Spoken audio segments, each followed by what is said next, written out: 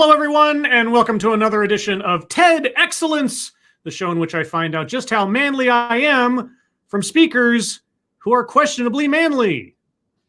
And we come to you live from my Corona bunker on the moon with Dog Cat Fox, a Pepperjack, and joining me today, the wonderful Dawg Knight. Yay! I am so happy to be here, and I want to see how manly I am too. I know, it's like one of those strength tests you see at the county fair or something. We get to put ourselves up against TEDXcellence. Thank you for joining me today, Dawg. I've been looking forward to having you on for quite a while. I'm trying to loop in as often as I can, as frequently as I can, my various YouTube friends, and you were on my list for quite a bit, and I'm glad you were able to make it today. Well, I'm very happy to be here. Thank you. Alrighty. And in case anybody has no idea who this guy is, Dawg, who are you? What do you do? Well, I'm Dawg Knight. I have a channel called Dawg Knight, just like there in the, I think it's written the same way there. And I do a show called The Morning Night Live, Monday through Friday, 10 o'clock Eastern, 9 o'clock Central, where we talk about news of the day, some politics, some funny stuff. And then occasionally I make videos too. And the link to the description, link to the description. No, a link is in the description for Dawg's channel as well as his Twitter, which is both there and on the screen, as you can see, because I'm very clever in putting little title cards underneath our faces. Fantastic. What is our subject today? Well, I didn't tell Dawg what it was going to be when he signed on. I always like to surprise my guests. And today we're going to talk about what does it mean to be man enough? I have no idea, at least according to our speaker, but we'll find out presently. But who is joining us on this journey of tactical testosterone? Well, that would be Asian Hippie. Hello. Patrice Ripley. Hello. Zalbla. Hello. Tall Person. Hello. That One Servant of Satania. Hello. Chelly Roberts. Hello. Keeverdam. Hello. Green Death. Hello. Johnny Stoffel. Hello. Dark Alile. Hello. Tall Person. Thank you so much. Happy International Caps Lock Day, everybody. You know, if Tall Person says it's true, it must be a true thing. So Caps Locks Day. All right. If there was a day to make that mistake, which I have done many times, leaving caps locks on, today's the day. Let's see. Jaeger Pony, hello. A Scanner Daftly, hello. Alpha Omega, hello. Check Your Logic, hello. Advocatus Diaboli, hello. And then chat jumps because, of course, it does. His Kitten, hello. L Wolf, hello. And then some Namnyon Nation, hello. You Ridiculous Lunatic, hello. Mr. E, hello. Spyro Girl, hello. Zeke Vice, hello. And then chat jumped again. Holy cats. Thank you. This is Kyle. Hello, chat people, Scribbles, and Dawg. Hello, Kyle. Thank you, Johnny Hellcat. Well, at least Tally didn't scare you off the internet altogether. Yeah, that was a bit of a dicey situation the other day, wasn't it? Pat was having sort of an open call for guests. I pop in, say hello, and then all of a sudden, they're talking about pedophilia, and I'm like, I think I'm done. And she had actually misspoken, truth be told, just for clarification. She had a sort of brain fart and said a word that she didn't mean to say, and that said everything in different context. And I was like, I gotta go. But I had to go because of work as well, so it was just a conveniently funny exit for anybody who was confused. There you go. Pinkala Driving 8-Man, thank you so much for the communistic thumbs up. Lexi Mans, hello. Thrashy, hello. Brad Young, hello. Decoed, hello. Super McFluffykins, hello. Brutus, hello. Your boy Pat, hello. Pat, I got to have you on sometime soon, too. I mean to get you on the show at some point. Senior staff reporter Colleen Byrne, yay, hello. Yoshi the Macabre, hello. What's his face with whatnot, hello. Erica Grunstatter, hello. Mark Panicki, hello. Or Panicki? Panicki. Hello, everyone. If I missed any hellos, I apologize, but we have to get into this because this is a long one, and I know that mine and Dawg's time is very precious to learn about masculinity. So with that, get your bingo cards ready. Link is in the description. I have a feeling we're going to be getting quite a few squares circled today. Could be wrong, might be right. We'll find out. And as usual, I'll start off with a few seconds for sound test. You guys tell me if you can hear this, and then we will proceed. I just wanted to fit in with the other guys. Don't we all? I do. I spent a lot of time as a youth trying to fit in, and then when I found out that fitting in meant I had to be an asshole, I said no. But that's just me.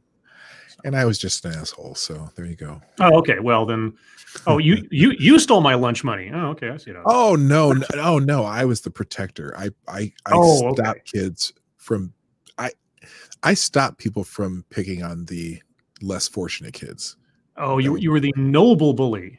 I was the bully who beat up the bullies.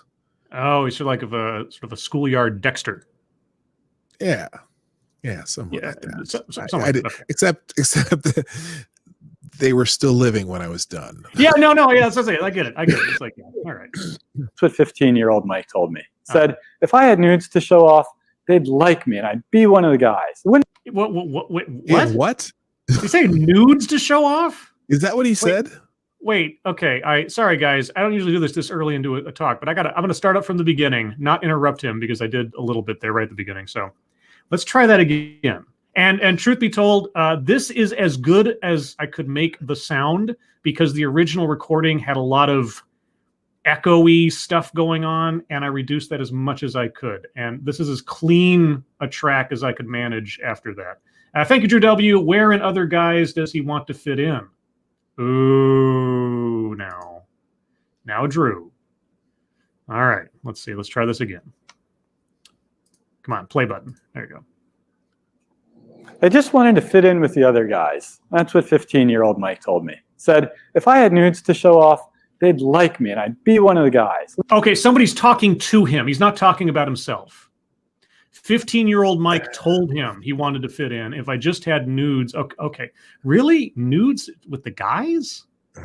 I mean, I guess it depends. Yeah. I'm sorry. I'm thinking Mike was messing with him. That could be true. That would be really funny. I'm thinking that's where this story is going to go. That's my prediction. Now, if he was messing with him, but this guy doesn't realize it, and he based a whole TEDx talk on it, that's even funnier. Trauma. Let's find out. He wouldn't make fun of me anymore. He also said he wanted to be popular. Later in our conversation, he'd admit feeling bad for the girls, his classmates, some of them friends for years, whose trust he betrayed by sharing those pictures. Oh, so they weren't his nudes. It was nudes from girls that he had to share. See, I feel like I'm reading an Agatha Christie novel backwards right now. Okay, so we don't know who Mike is. We don't know the context of this. I'm guessing this guy is a counselor or something. I have no idea. But all right, so 15-year-old Mike is complaining to our speaker that he wants to fit in, but he needs to have nudes of girls to share with his friends to show off his, I guess, conquest abilities or something. But he doesn't, but he feels bad about the girls that have those things out. Okay, the picture's becoming more clear, just bit by bit. All right. He lost those friends. And a year later, some were still avoiding him, both in school and on social media. Because he didn't have nudes to share? No, because he shared somebody else's nudes. Oh, okay. He betrayed the trust of those people. Boy, 29 seconds, and it's like I'm watching Murder, She Wrote. Okay. It's like 1,000-piece puzzle already. And it really is. You've got about 13 pieces put together. Okay. All right. He'd also sullied his reputation with his teachers and coaches. He'd gone from being a nice kid to a potential sexual predator. Well, I guess. I mean, I don't know. Should attitudes change with? I mean, obviously, sharing naked pictures of girls in your classroom wasn't exactly an easy thing to do, if at all.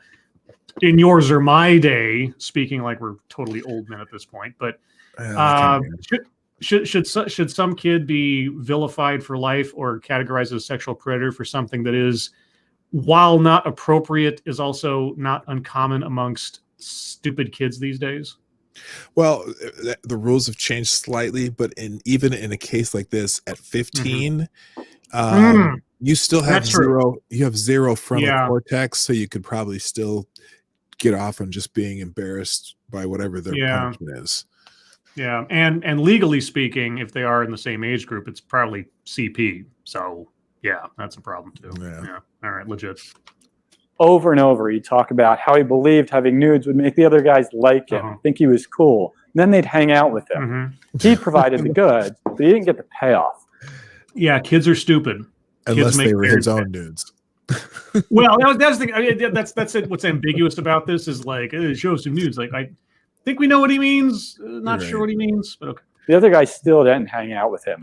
Mike had sacrificed his reputation and his female friend's privacy for nothing. Okay. I understood immediately. Yeah. As a therapist who has worked extensively with male youth and written about their development, I knew Mike was caught in one of masculinity's traps. Ooh, wait. Well, okay. Let's have him describe what the trap is. Thank you, Drew W. He slipped in with the girls being the nice guy, probably a male feminist. I guess we'll find out. Okay, so kids, at least in the example here, kid does something stupid to try to impress his friends and ends up getting himself burned. Despite the context of social media, this is not a news story, nor is it going to make any kind of historical precedent. But what is the masculinity trap here? Trying to impress your friends? Because as we know, that is totally, absolutely unique to men or boys.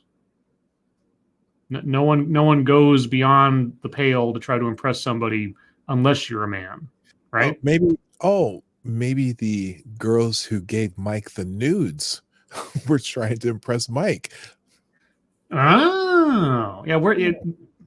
How did the guy get them in the first place? All right, we're obviously not going to go into that subject, I suppose. Thank you, Killer Turnus. Hi, Scribe. Watch you later. Thank you, Killer. It'll be here when you need it. All right. He decided he was willing to take some risks in order to be one of the guys, but Mike didn't really understand all the risks he was taking or the potential consequences that he might find himself in. Because he was 15. Not because he was a male. Because he was 15 and stupid, which, there are no 15 and stupid girls, obviously, I guess. Now, Mike had lots of advantages. You might call them privileges. Oh, privilege! We're on the board already. All right, free space. Ding, ding, ding, ding, ding. And privilege. All right, we'll do a review later on in the video. And yet he was struggling to fit in, or to feel like he fit in. He was white, good-looking, and upper middle class. Mike was athletic, but he wasn't interested in playing football or basketball, so he was playing the wrong sports. How could he get in trouble if he was white and middle class, though? I mean, isn't that what privilege does he possess? I've never heard of that. Yeah. Okay. Well, I was under the impression that being white, middle class, good looking just got you a write off on all bad things. So how did he lose his friends? How was he shunned by his teachers? How was he classified as a sexual predator? I'm bewildered. I'm curious about this. He was a pretty good sport too. Oh, the wrong sports? He said, yeah. It was probably curling. Yeah, maybe. Except I love curling. So that was a trick. That was a trick comment there, P-Dog. You disappointed me. You know where I live, right? Actually, no, I don't. I don't dox people for a living. Oh no, I mean generally. I live in Minnesota.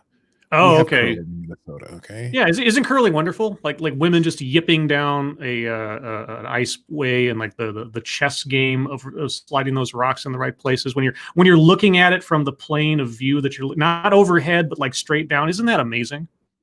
Yeah. Oh, in fact, the U.S. Olympic curling team trains here in Minnesota. Well, there you go. All right. So there you go. All right. Yeah. All right. Curling, greatest sport ever created. Student. He had to do some work to get those B's. He was also a little socially awkward. He would misread people, and he often said the wrong thing. Or sometimes he didn't say anything at all to avoid saying the wrong thing. Well, Mike's got a lot of problems. Yes, he does. Okay. Hey, I got a Streamlabs here. Sure. Thank you, Purple. I'm assuming it's Purple Pill Perspective. It says they wanted nudes. Can I swear in this show? Yeah. Okay. Fuck yo titties, Jeff. I want some of that craft. I don't know what that means. I don't know what that means either, but I'm not sure, but they did want nudes, NOODZ. So there you go. All right. Now, Kyler or Killer in the chat says, curling is strangely soothing to watch. Exactly. It's a very serene sport.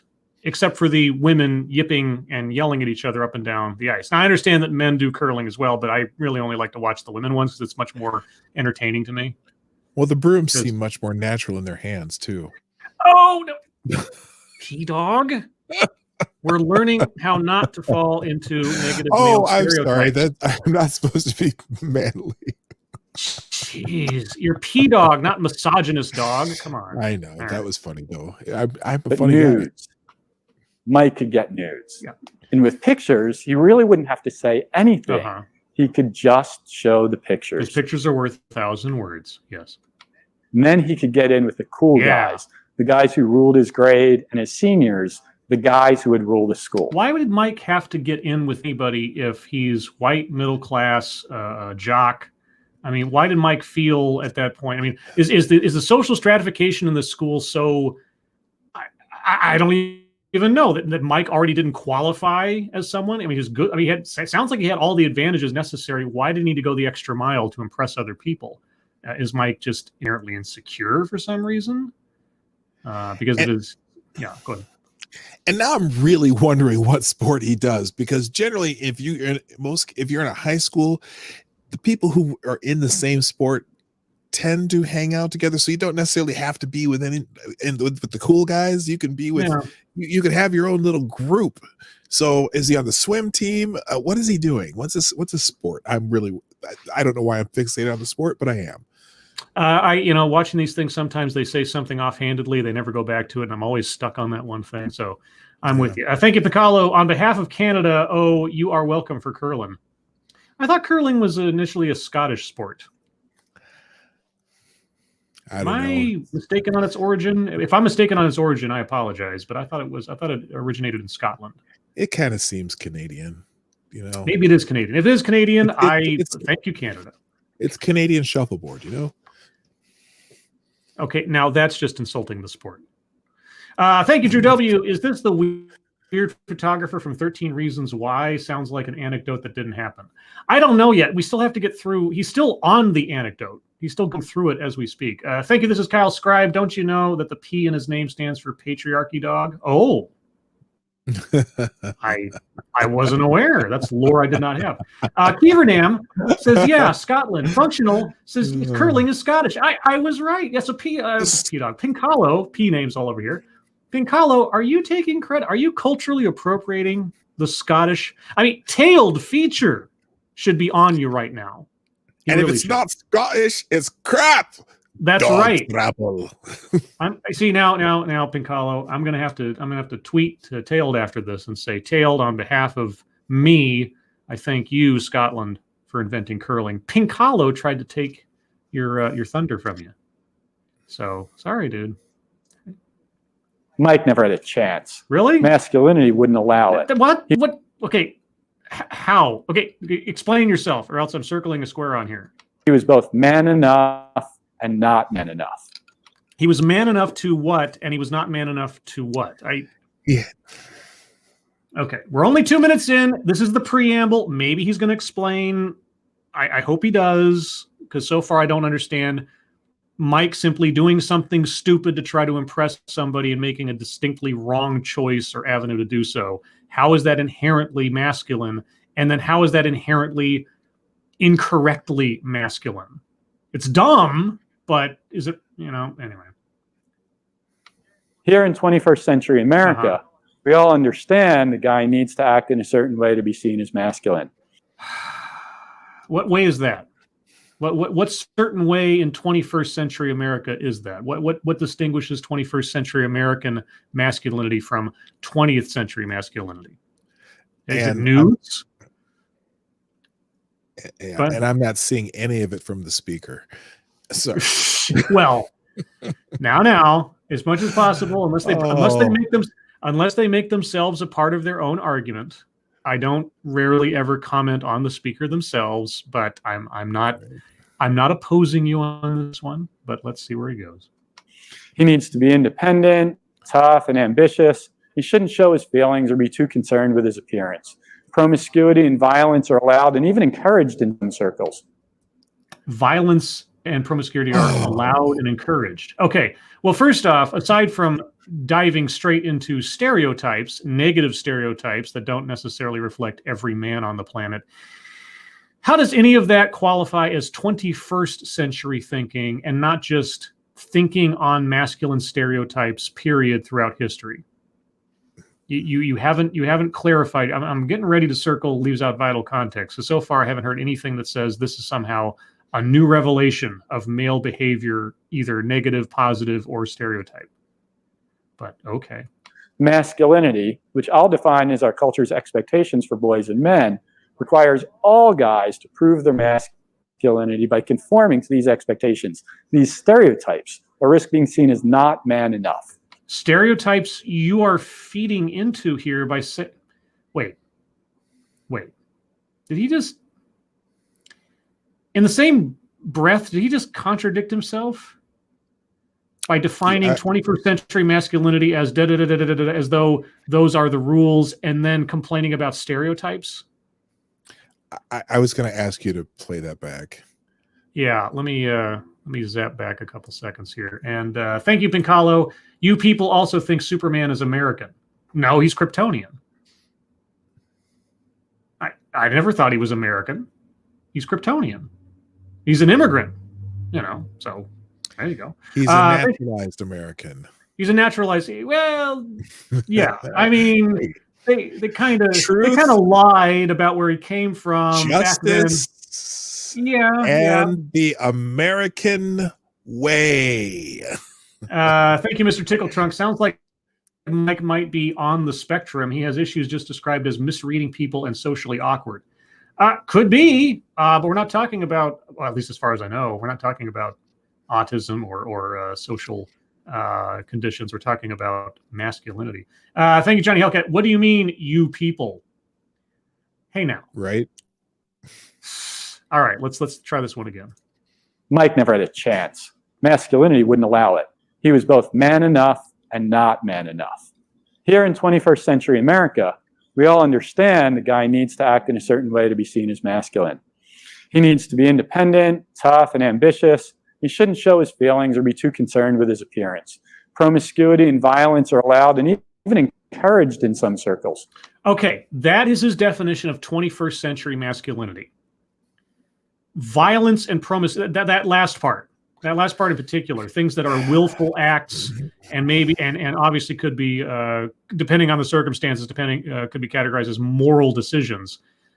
He says that is what 21st century is defined as. Okay, so now we've heard that. Now what was the next part? Masculinity, which I'll define as our culture's expectations for boys and men, requires all guys to prove their masculinity by conforming to these expectations, these stereotypes, or risk being seen as not man enough. Okay, so you're calling those stereotypes. You're not saying that that's how men actually act. You're calling those stereotypes. Okay. Now, am I reading? Did I get that correctly, you think? Yeah, here's my issue already. I think he's talking about his childhood and not any kids growing up now. As someone who raised kids who were born in the mid-90s, this is not all that accurate, but maybe it's where I live. I don't know. But the Tumblr generation ain't doing this. This ain't it. Yeah. Now, truth be told, most TEDx's speakers get up there and start talking, waxing philosophical and using somebody else as an example. 9 times out of 10, they are talking about themselves. They're projecting their own whatevers. Now, we'll see as we go if that becomes more prevalent, but okay, so he didn't contradict himself. He was categorizing all that stuff as stereotypes that men are, quote unquote, required to fit in, which that part doesn't track either, but we'll get to that. Thank you, Mr. Tickle Trunk. General violence isn't encouraged. Warranted violence is, i.e. defending women. And step over the line, it's masculine to put an end to violence. Yeah.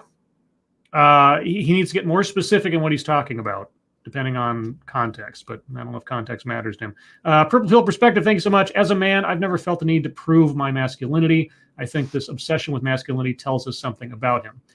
I mean, if trying to fit in with your peers has anything to do inherently with your genitalia, I don't think that's necessarily true.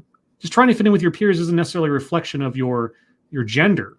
It could be just like Maslow's triangle, right? You want to fit in, you want companionship, you want affirmation, and so on. It doesn't necessarily matter where it comes from, but birds of a feather, etc. Boys are going to generally group together with other boys. Girls are going to group together with other girls. Look for affirmation, confirmation, belonging with their peers, who they see as their peers. Is that just because they happen to be masculine or be male or female, or just because they more readily identify morphologically with someone else who is a boy or is a girl? I don't think looking for belonging is gender. Let me put it that way. So the effort you make to find belonging is not inherently a reflection of your gender. I mean, how it's expressed could be, as they say, stereotypically, but I think these things are slightly more detached than he's implying here, or that has been implied by others, obviously. I'm thinking too. Oh. Real quick, thank you, Mr. Tickle Truck. Promiscuity is encouraged in women these days. Well, promiscuity is oftentimes categorized as sexual liberation. The thing is, to be sexually liberated just means you get to make your own decisions about how you express your sexuality, not that you sleep around. If you choose not to sleep around, that is as much an expression of sexual liberation as choosing to. It's not like letting free your hormones or something isn't what sexual liberation is. It means having the autonomy to choose how you wish to express yourself sexually. It can go all the way to the far extreme of being promiscuous to the entire extreme of I'm not interested. So, sorry, go ahead. Oh, no, I was just going to say, perhaps also this is describing a person in a situation where they were maybe in a smaller school too, where there might be more pressure to be in that group, where if you're in a larger school, there are more options for you. So that could be. Yeah, the cliques could be far more distinguished. The lines could be very firm as to where people belong. Okay. Right. All right. Anyway. But once a guy has proved his masculinity, the target moves. And then he needs to prove that he's not just a man, but a real man. And that's where Mike failed, where he started to be not man enough. See, Mike was an athlete, but not a jock. And for masculinity, that's a very important distinction. Is it, though? Yeah. I'm thinking he's a swimmer now. I mean, and again, if we're talking about like childhood, teenager notions of cliquishness and belonging and stuff, then maybe. But at the same time, this is from Mike's perspective. Unless you're going to say, oh, Mike is a victim of society telling him he needs to do this, that, and the other. Well, did all of the boys do what Mike did? Or why did they shun him? If they shunned him, he was obviously going beyond the bounds of what quote unquote society said was appropriate. So is Mike an example or is he an outlier? That's what comes to my mind when he's talking about these things as though they are rules. But he's talking about Mike being on the outside. Why is he on the outside if he did everything he was supposed to do? Athletes are people who play at least one sport. Jocks play at least one sport, but there's more to it than that. They wear the jock uniform every day. Sweats, clothes with the logos of their favorite teams, even their own jerseys from the teams they're on, or maybe a varsity jacket. Have you watched like The Breakfast Club recently? Is that why you think the jocks look the way they do? I'm saying he's just pounding through these stereotypes that sound like it was everything that he wasn't. So you don't think that he's using Mike as a delivery mechanism to complain about his own insecurities, do you? Well, didn't he say he's a counselor and he was counseling Mike? But it still seems like an inventory of his own experience. They also have a certain attitude and a way of being. Yeah, that's really what it is. What differentiates a jock from somebody else is someone who's got a either earned or unearned level of arrogance about their position in the school society based on their athletic activity. Right. That's basically it. I mean, if you had to be very general about it, that's sort of what classifies a jock. is someone who sort of their identity is based around their athletic prowess or involvement. So sure, in that sense, yeah, the attitude. It has nothing to do. I knew girl jocks, for God's sakes. Yep. It's not a male thing. It's an, like I say, it's an attitude thing. It's a arrogance, maybe confidence mixture kind of deal, and how somebody handles themselves throughout the school. So persona, if you will. Yes. They talk about sports all the time, Sure. downplay the importance of academics, and they're expected to engage in so-called locker room talk. It denigrates women by positioning them as sexual objects, and denigrates gay men by positioning them as weak and effeminate. I'm getting very 80s vibes of mentality out of this, but it really is. As far as the phrase locker room talk immediately calls back to Trump now more than anything else. And my experience is a little different because the three best athletes in our school, 2 guys and a girl, were also in the top 3% of the class academically too. Yeah. And they set the tone for all the other athletes in the school. So all the athletes were not just high achievers in sports, they were all high achievers in the classroom. And so but my school is big enough where everyone could find their own niche of where they hung with, who they hung with. So that's why I've said maybe this is also a small town or small school situation also, because there weren't other opportunities to find your own niche of friends and your own clique, so to speak. Mm-hmm. Now from here again, TEDx talks are done locally, not knowing all the information. I'm assuming this guy is local. So if this TEDx is taking place in Greensboro, that's North Carolina, if I'm not mistaken. I think so, probably.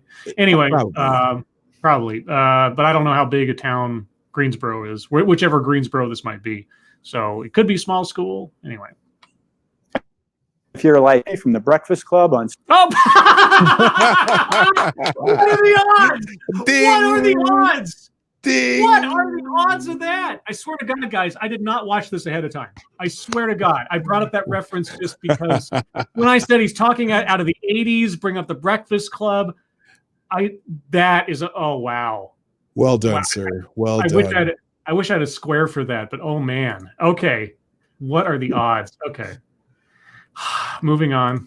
Screen here, seeing a guy who's fat and slow in your locker room, maybe you tape his buns together because you just find him disgusting. Yeah, that was the story that was told in the Breakfast Club. You're right. That's right. I mean, I'm sure that has happened in real life, but now you're referencing a fictional story. As a therapist or counselor at a school or something, whatever, don't you have obviously you can't name names. Don't you have any active examples of things that have happened now that you could use as a reference to oh God, I don't want to think about how many decades old that movie is now because I'll just feel like a complete fossil, but still, I mean, really?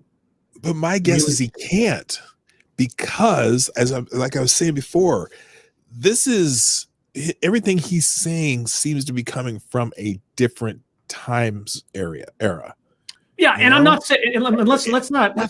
These things do still happen. I mean, maybe not in the exact same way or with the exact same attitude, but there are still cliquish power games. There are still obviously teenagers doing stupid things. The window dressing may have changed, certainly, because of technology and style and culture and everything else. So these forces are still at work, but he's not. It doesn't sound like he's talking from a contemporary place. More so, he's referencing back, as he just did to the frickin' Breakfast Club, styles and attitudes that don't really necessarily apply anymore. Right. But in the world of boys and men, particularly teenage boys, in American high schools, these are the guys who are at the top of the pyramid. These are the guys who have proved their masculinity beyond a shadow of a doubt. They're the real men. And that's the guys we're all supposed to want to be. I mean, it depends on the situation, but okay. I mean, there is an expectation amongst kids when they're left alone to their own devices. Sure. Okay, thank you, Juggernaut. Usually it's the most insecure ones who try to redefine masculinity as almost male-exclusive barbarism. Sounds like he got bullied a lot. See, I can believe that because I've seen that over and over and over again. People trying to say masculinity is bad because I don't fit into that group, or I've always felt comfortable about my own masculinity. So rather than think about what I might have to do to make myself feel better, I'm going to make every guy feel worse about who they are so they come down to my level, right? That's kind of what I get from a lot of speakers who talk about the problems with masculinity, as male speakers mostly. Bring everybody down to my level. Misery loves company, that kind of thing, right? Sounds like what he's doing here, but I don't know. He needs to tell us some more. He needs to give what is he aiming for here? To tell us that masculinity is bad? Like, okay, what's the solution? You spent 4 minutes telling us that masculinity in the modern day is bad, and here's Mike as an example of a victim of the expectations of masculinity. Okay, how do we solve for this problem? In the world of masculinity scholars, and yeah, that's a thing, we talk about jocks as having the hegemonic form of masculinity because it's presented as the ideal form of masculinity. Except it's really not these days, is it? I mean, I can't count how many videos I've done where they've shown school presentations and speakers like this telling everybody how dangerous and toxic masculinity is. Is that really the ideal version of masculinity today as compared to 80s? I'm not saying that it's a correct way to categorize masculinity. I'm just saying that in today's thinking, is the jock from the 1980s the ideal now? I mean, I don't know. I'm not a kid in high school, so I can't say, but I'm just wondering, given the rhetoric I'm seeing lately. Yeah. I'm hung up on the masculinity scholar too. So can is that like a gender studies degree? You get a PhD in masculinity? Sorry, I'm just... No, that's a good question. I had, masculinity scholar. That is an offshoot of gender studies. And then the other thing, when he said, a masculinity scholar, does that mean it's like a waiter with a degree? Thank you, John Miller. This is where being comfortable in your own skin comes in handy. Then you don't have to conform to stereotype bull hockey. And admittedly, when you're growing up and you're still finding your way in the world, that's not an easy thing to do necessarily. Right. Where do you find your place? Where do you find belonging? Some people thrive being a lone wolf. Some people need to have socialization and affirmation and so on. And, different people make different choices about how they go about that. And, some people learn, some people don't, whatever. I think I was relatively fortunate in that I got bullied and dismissed as a kid when I was young. But at the same time, thankfully, I recognized that the kinds of people who I felt like I wanted to hang out with treated me like garbage. And I didn't want to treat anybody else like garbage, so I didn't want to be like them. So I learned real quick that I want to be the kind of person that would make me feel okay with me. And I think, like I say, I think I was very fortunate that I came to that understanding of myself so early on in life. It hasn't meant I've gone through life without any problems or self-image issues, and not that I don't still possess them to a lot of degree, but insofar as trying to impress others to fit in, I think I saved myself a whole lot of pain early on in life. Did you have a lot of problems figuring out your place growing up? Or, I mean, you were the good bully, but did that also put you off to the sidelines in a lot of cases? No. I was one of those kids who could fit in wherever I was because I was both in sports and in music and in theater. So I had a kind of a really wide spectrum of friends.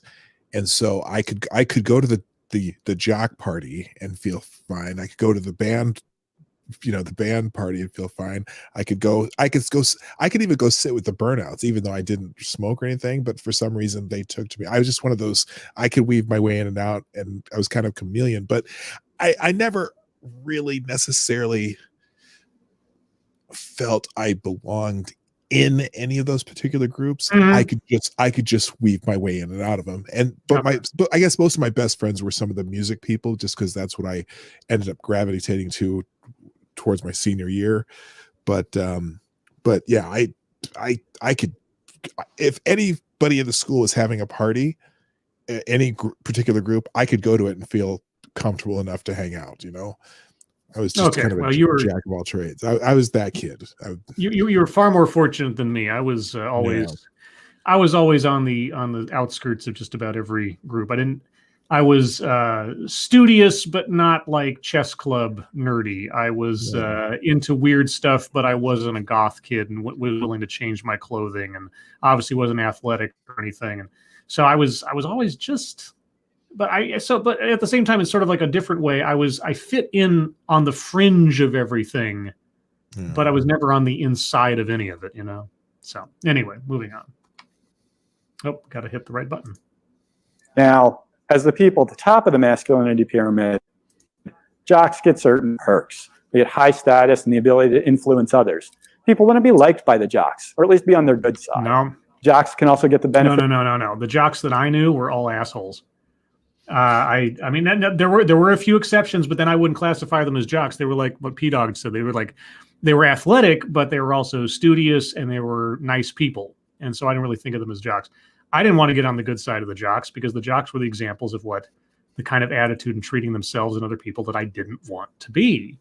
And this was back in the 90s. So we're not talking like, I don't know when this guy was growing up, but I stop talking about men like they're a monolith or any particular demographic, really. You know, I mean, sure, there's some commonalities and generalities you can make about behavior. Like men are more stoic, women are more passionate. Sure, that's mostly based on chemistry and internal biology than anything else. Men do this, women do that. Sure, there are some general statements you can make about the genders, and you probably won't be completely off base entirely. But when you get down to motives, when you get down to actions or decision-making power or something else, then you got to get a little bit more specific than just making a broad swath of everybody. Thank you, Frosted Glass. Masculinity scholars are wedgied by the Glee Club. I have to study this thing I don't understand because I don't feel it in myself. No, God, I keep hitting the wrong. I think if I have the wrong window highlighted, I hit the button to move the thing on and it does something else. People want to be liked by the jocks, or at least be on their good side. Jocks can also benefit of the doubt from other kids and from the adults around them. Now that I will give you, because quick story. There was a guy in my class who was like super duper jock, jerk, asshole, right? Bully. And we were in the same gym, a PE class. And after class one day, we're in the locker room. This is junior high. And I went in and opened up my locker to get my deodorant and to, get dressed and go back to class. And the guy who was a long-term sort of quasi-nemesis of mine. But he was a wrestler and a football player. He was like, he had to be on steroids. I assume he was on steroids. Either way. And I was tiny little 79-pound weakling, whatever. Anyway, he shoves me aside, grabs my deodorant and uses it on his own stinky pits and then shoves it back in my hands, right? Okay. So then I get ticked off and out of frustration, he turns his back to me and out of frustration, I smack him one time on the back with my little fist, right? Compared to this built up super jock, right? Out of that, this guy, before I know it, I don't even know how it happened because it happened so fast. He had me on the ground in some crazy wrestler's hold where my chin was over on my shoulder and he was choking me out. Okay. And the guys around him were freaked out like, dude, you need to stop. And so after this, where I started blacking out, honestly, he let me go, called me out and everything. I go and I tell an administrator, right? I was like, this guy just tried to choke me. I thought I was going to die. Well, the thing was, this guy was like some big, quarterback necessary, whatever for the team. And so the adults at the administration encouraged me not to file a formal complaint. This guy was insulated, and I pressed it because I was like, no, this is nonsense. And they were like, well, you instigated it first by hitting him on the back. I was like, wait a second. He shoved me, stole my property, used it on himself. humiliated me. I do one little thing of retaliation, and the equitable. I mean, I was only like 12 or 13 at this time, but I still understood I was getting screwed over, right? And so I pressed it. And you know what? I got a written apology. It was a 3-sentence little note, and it said, "I'm sorry I stole your deodorant." And they wrapped it up. That was it. So in that sense, this guy is not wrong. There are sometimes, depending on the in the hierarchy of importance in the school to the adults, I was on the bottom rung. And this guy got a complete pass for what he did and what the implications of what he was doing to me were. So I agree with that. But that's anecdotal. That's not necessarily the rule. Right. Thank you, Mr. Tickle Trunk. This man has a PhD in clinical psychology, but didn't keep up with the literature. You know more about male typical behavior and biological factors. Well, I wouldn't necessarily say that. But. So, yeah. And so that guy doesn't necessarily isn't the mold. That guy was just the jerk of the Jocks. Yeah, and see, I wouldn't look at him as a picture of masculinity. I just look at him as a bully. He's just an ass. Yeah, he's just happened to be a bully with larger muscle mass than he was victimizing. That's all. Yeah. I mean, I knew plenty of bullies who were female in junior high school as well. And if they'd had the muscle mass to do something about it, they probably would have. But, you know, people do different things to get the way they want. So, and now that guy is like, I think he's a car salesman somewhere. I mean, that I'm not dissing on car salesmen. I'm just like, you know, he didn't end up effectively any greater or lesser than me in life as a result of him being so high and mighty at the time. And maybe he's mellowed out by now. I don't know. I haven't spoken to him in 30 years, but hey, remember you stole my deodorant? Yeah, you know, well, I got another story. I'll tell it later. And Mr. Tickle Trunk, this PhD doesn't know they exist. You do know more. Okay, well, if you say so, I'll take your expert opinion. Anyway, we got to move on here. In theory, Jocks also get access to the most attractive dating and sexual partners. Now that's just jealousy you're talking about there. But anyway. Yeah. There are other forms of masculinity that are also idealized here in the U.S. in the early 21st century, like tough guys and superheroes. Yeah, those are never idealized at any point in the history of anything because Hercules was never a thing. But the entire existence of man, who do they make statues of? Yeah, legends. Like I said, Hercules, Zeus, Apollo, Paul Bunyan. I mean, come on, dude. Yeah, this is not a new revelation. Come on. Guys who use violence to get their way. Yeah, that's totally a new thing. Yeah, because Achilles was not a thing back in the day or anything. Right. Usually, but not always, in the service of good. Rebels who demonstrate their independence, and highly successful business types who become rich and powerful. Yeah, Gordon Gekko, James Dean. And these things are totally. Okay, I'm getting ready as a cumulative thing to circle anecdote that probably never happened because him saying that these things are all somehow a new 21st century version of idealized masculinity is bullshit. Lexi, Hercules. And in today's America, one of the things that is real man from guys who are just man enough is their attitude. Really? Attitude distinguishes one kind of man from another? You don't say. Same way that attitude distinguishes jocks from plain old athletes. That attitude, there's no limits, and every approach should be considered. Nothing is out of bounds.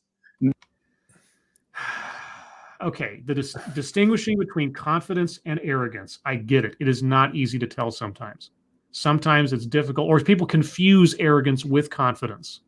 And then they get all types of accolades that they don't necessarily deserve. I've seen that happen more times than I care to count.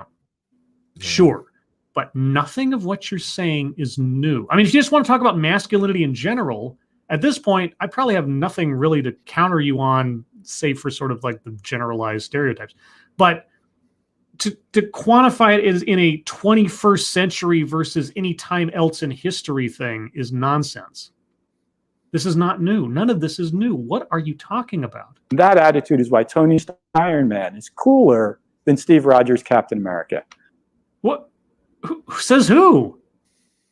What? They're different characters. Do you ever see them interact? You ever see how they are completely different aspects of masculine idealism? You've got the id that is Tony Stark and the super ego that is Captain America, or the ego, whichever. I'm not a psychologist, but you know what I mean. You've got the heroic, noble version of a man, and you've got the carefree, fun-loving version of a man. And what happened? Well, they came to loggerheads at every fucking juncture, right? Because those two philosophies don't necessarily always get along, but occasionally they can agree on one thing, and that is the ultimate good of protecting innocent people. Are you going to acknowledge that? Are you going to acknowledge that, Mr. Speaker? I'm really curious to find out. And why do you have Elon Musk up there? I mean, I was just about to ask the same thing. What does Elon Musk have to do with it? Maybe he's comparing Elon Musk to Iron Man. Well, I mean, okay, so the version of Tony Stark is in part inspired by Elon Musk as an inventor, entrepreneur, sort of a bombastic rich person. So there is a connection there, and I'm not making that up, because Elon Musk had a cameo in Iron Man 2, and he was part of the inspiration for the Tony Stark character, or at least his attitude. So that has a connection. Maybe he'll bring it up here in a second. Thank you, Mr. Tickle Trunk. Superman disproves this whole point. Yeah, truth, justice, the American way. He's super powerful, but then what does he do the rest of the time? He restrains himself, and he moves amongst human beings and tries not to overpower people. He's in control of his power because he understands where he sits in the hierarchy of things, and also uses his powers for good and noble things as much as possible, until you get into the 80s and they started going all dark with the character and everything. But you know what I mean. Okay, anyway, tell me more about Captain America and Iron Man. Why Elon Musk, founder of Tesla and SpaceX, is better than Bill Gates, founder of Microsoft. Better? How is he better? What do you mean? Are you just you sound like a ball of jealousy, dude. You really do. You know, and I've got empathy for that. I understand. I was bullied as a kid. I was made to feel small and insignificant and powerless and weak and so on. So I get it, but I didn't marinate in it my whole life. It really sounds like you are. I like to say I have empathy for this guy to a certain extent, but trying to make everybody else feel terrible because you feel terrible, that's not the way to go. That does not bring salvation. That does not even the scales. Hate to tell you. Sure, they're all man enough in many ways, but some of these guys are closer to our image of a real man than others. Now, any system that says some men are real men and others are just man enough leaves some guys in second place. Like you? And also, so he's been focusing on a 15-year-old kid all this time, right? Or at least that's that was his opening gambit, yeah. The beginning premise, right? But as people get into their 20s or out of high school and move on, this all kind of goes by the wayside. I mean, it's people find their own niche elsewhere. So it's not like you're stuck in this, and he's really stuck on this. I get a feeling that he's one of the guys who got his butt taped together by the guy at the Breakfast Club. Yeah, it sounds like part of him never really left high school. It really does. We don't think much of average Joes or family men. We don't? Really? I think more of Dawg. I think more of Satsu raising a kid than I think of myself most of the time. So I haven't gone through that. I mean, part of my, I guess, biological paternal clock is ticking in the sense that I think I'd make a good father, maybe, but I don't, that's not my situation right now. So I have a lot of admiration for guys who successfully raise healthy and productive kids. I don't know what you're talking about. Guys like Ray Romano from Everybody Loves Raymond, Phil Dunphy from Modern Family, or even Chidi from The Good Place. I never watched any of those shows at all, so whatever. I mean, I look at my own father as an example, and I see what kind of stuff he had to go through and the kind of sacrifices he made and all the work he went through to keep our family afloat in some very tough times, and struggling with his own internal demons that only now do I have a better understanding of. So I have a lot of appreciation for family men, the Tony Starks of the world. Yeah, I can appreciate certain aspects. That doesn't mean suddenly I veto anything about anybody else who is a man in a different way. I mean, Tony Stark protecting the Earth, a man protecting his family. Yeah, the stakes might be by proportion smaller, but they're no less important or significant. They're fine, and they're man enough. But we're real men. Because they're, well, average. They're also fictional characters that are in comedy shows. But what do I know? And I now I'm confused because I'm familiar with two of the shows. Yeah. And they're man enough for what? What do you need to be man enough for? Yeah, man enough for what? You know, I mean, Raymond married and has his family around him and, you know, lives a decent life and funny situations, but he's man enough for what he is. You know, what do you have to be man enough by whose standard? Yeah, I guess the question that I'll ask, but it'll probably not be answered here. To what end? Yes. To what end do you need to be quote unquote man enough? What is it that our speaker personally lacks that he thinks he is owed, regardless of his quote unquote masculinity level?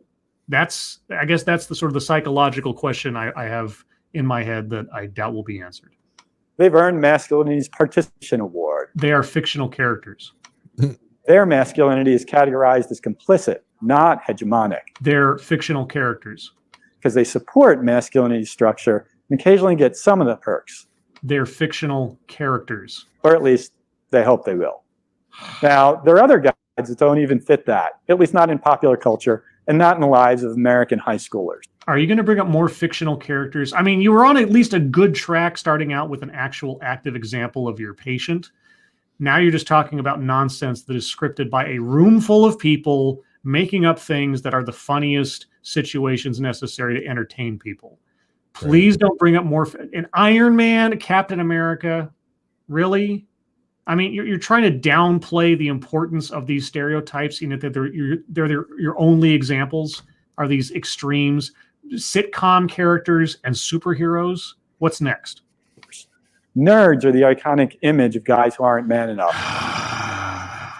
Yeah, you're right. Nerds are the iconic images of men who aren't man enough. You're true. You're right. You're correct. Tell me more about these fictional nerds. By the way, I've never watched a single episode of Big Bang Theory because I really don't need to relive my own childhood made into $1 billion fucking business. I really don't. It just doesn't entertain me. It's like I'll be watching my childhood all over again. It's like, oh, now this is cool. I spent my entire growing up being marginalized and victimized and oppressed by other kids, and now this is the cool thing. Why couldn't I have lived now? Except I'm glad I don't live now or grew up now, because God knows what kind of person I would have turned out to be with the schools the way they are. Sorry, that was a little bit of a pepper jack rant. That's okay. We could also talk about soft boys and emo guys, among others. They're at the bottom of masculinity's hierarchy. Masculinity scholars talk about their versions of masculinity as subordinated. Even though nerds aren't man enough, they don't really challenge the definition of what it means to be a man or be a real man. Thank you, Johnny Stoffel. Get the fuck out, Ray. Tim from Home Improvement is man enough. Yeah. Tim the Tool Man Taylor. That was probably the last sort of. But even then, like, he had to struggle with his wife and his kids, and every time he had a question about how to define himself, he went out to Wilson. Wilson had the words of wisdom and everything. So even the most manly of sitcom men had a learning curve to go through, right? Yes. But you didn't bring up that guy. Only Ray Romano, I guess. They play along. Subordination, even complicity, can be subtle.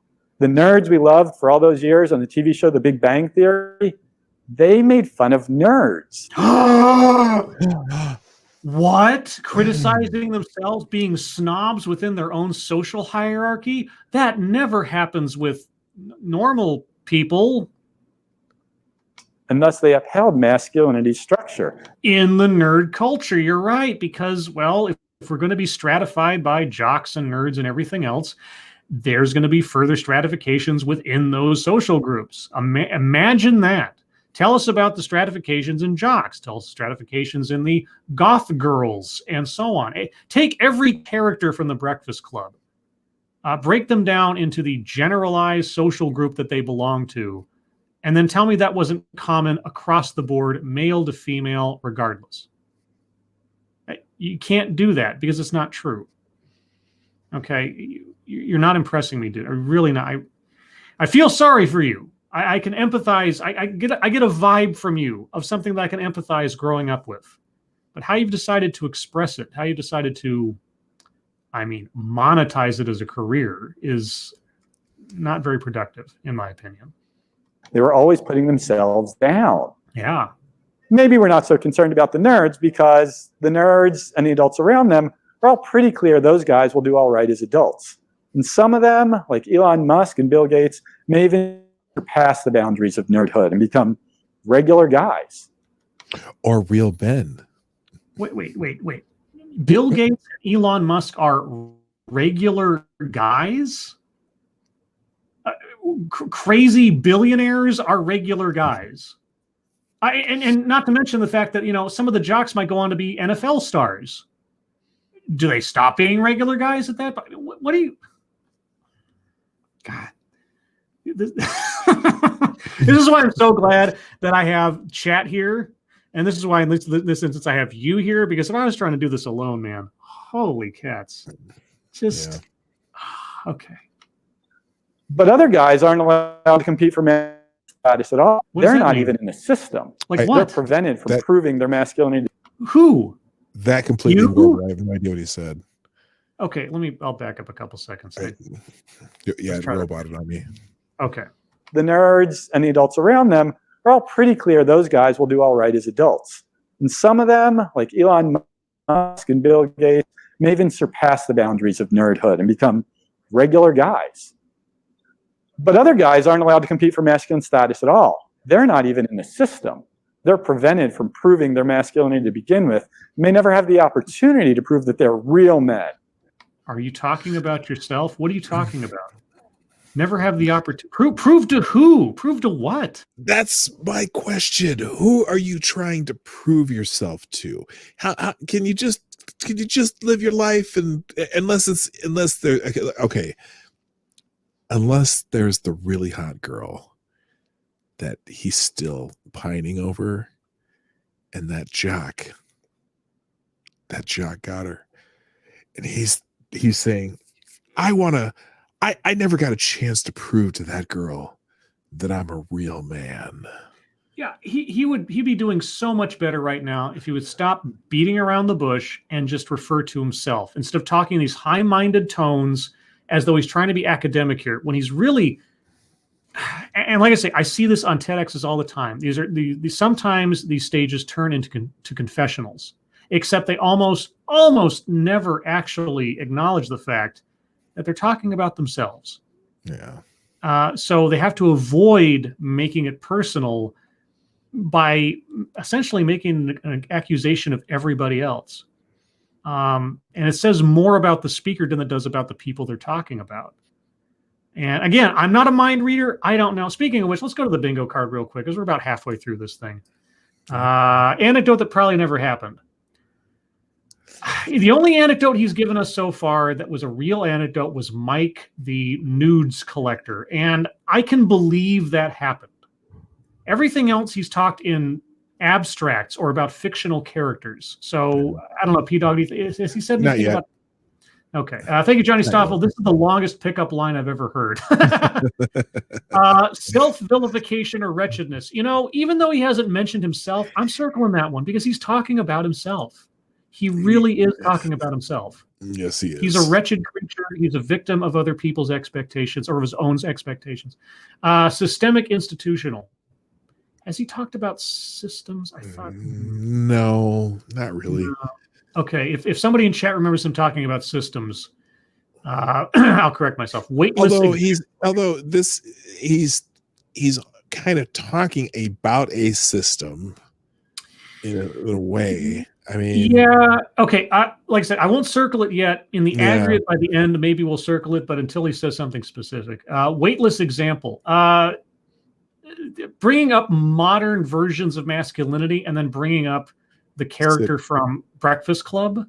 Yeah, sitcoms, Ray Romano, Captain America. I mean, on and on. Yeah, weightless exam. Word salad.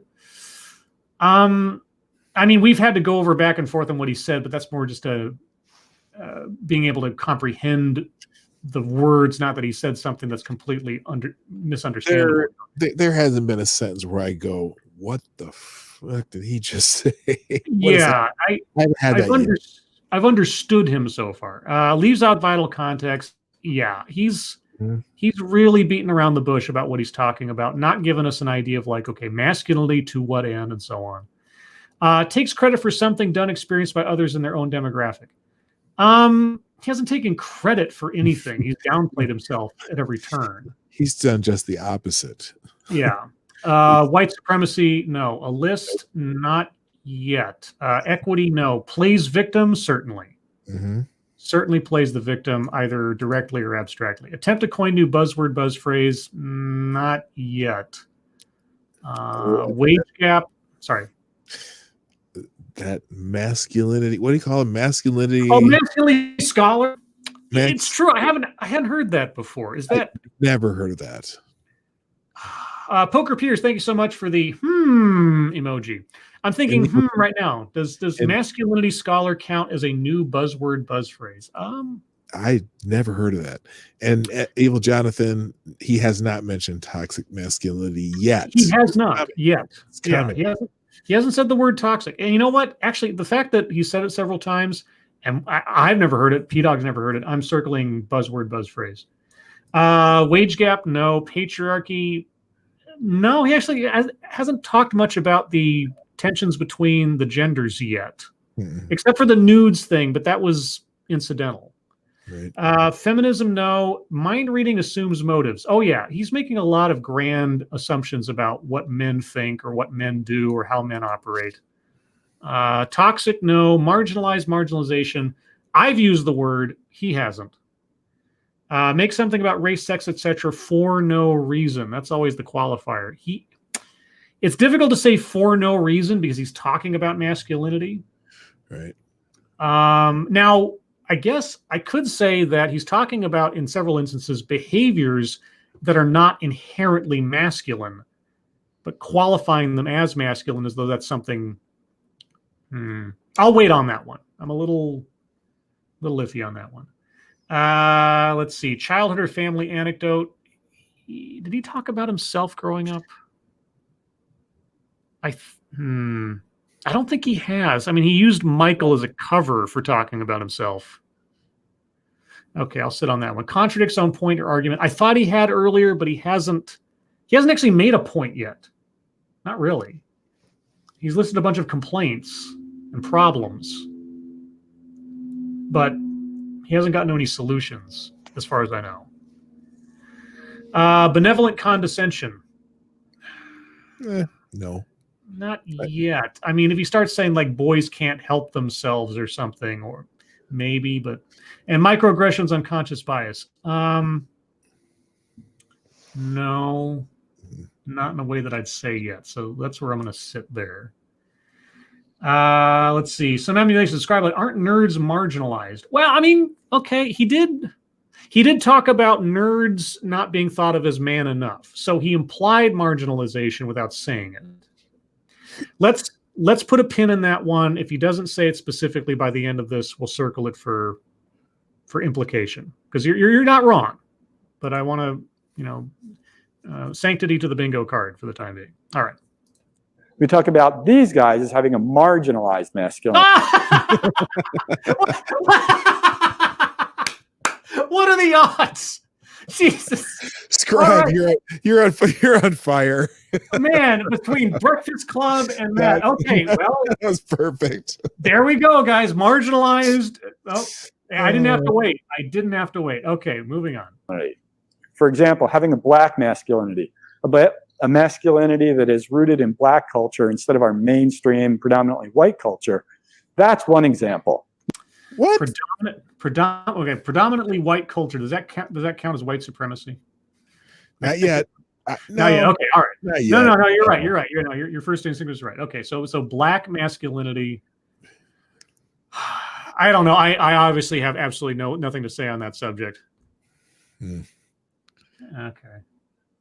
The U.S. has a history of slavery, segregation, and Jim Crow era laws that are focused on keeping black men on the margins. Oh my God. He took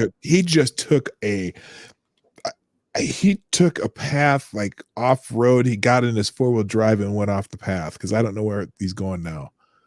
Yeah. Okay. So bringing up long defunct laws, policies, and society. These are the least popular ways of thinking in America right now. I think our speaker could agree that in 21st century America, whatever historically was the case, you bring up any of these things or notions even approaching them in common polite society, and you are on the outs lickety split 99% of the time. Okay, but tell me more about whatever you're talking about. This positioning of black masculinity contributes to the higher rates of school suspensions of black boys, which starts as early as kindergarten. It also contributes to the relatively high rates of arrest and incarceration of black men, and even the relatively higher rates of being homicide victims, including the killings of black men like George Floyd and Trayvon Martin. That's not George Floyd.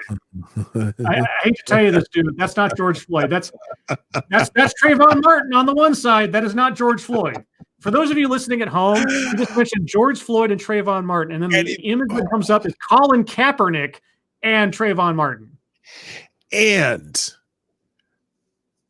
his when he says what makes black men the victims of homicide more often, and he's going to say George Floyd and Trayvon Martin.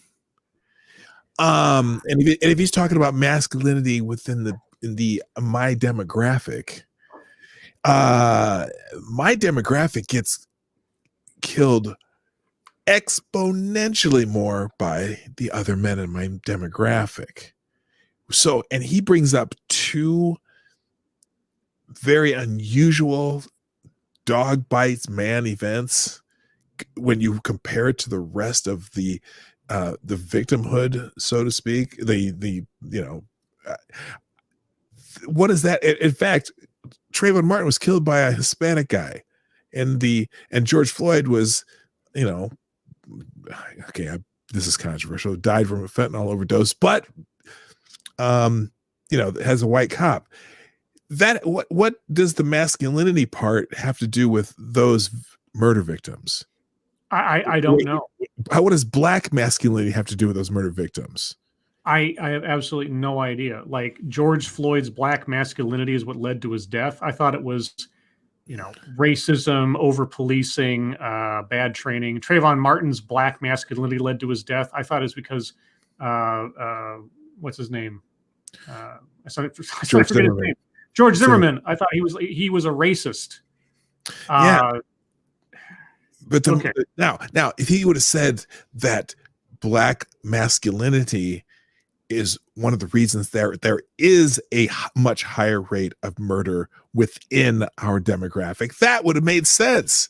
But where he went made no sense whatsoever, because it's not the black masculinity didn't get those two killed. Yeah. Well, maybe Trayvon Martin it did, because he decided to be a tough guy and take down George, get in a fight with George Zimmerman, is if you go by what the trial says. Okay, so maybe that's a case of why he was killed, but then that was not a murder either. He's talking about murder. All right, let's see where he goes with this, if he goes anywhere. Yeah. And if you stand up for those men, as NFL quarterback Colin Kaepernick did, you might find yourself moved from the top of the pyramid out to the margins. Oh, yeah, Colin Kaepernick is totally on the margins. That guy is totally suffering as a result of what he did. He's not getting millions of dollars in shoe deals, all the attention in the world, not being raised up as some kind of saint, people saying there should be streets named after him. He wasn't throwing a tantrum over a contract dispute when this whole thing started and then decided to classify it as something virtuous after the fact. No. Colin Kaepernick is totally being put on the margins. What are you talking about, dude? Okay, here's I think that, and Check Your Logic said this earlier, but I think this whole section is beginning to qualify as word salad.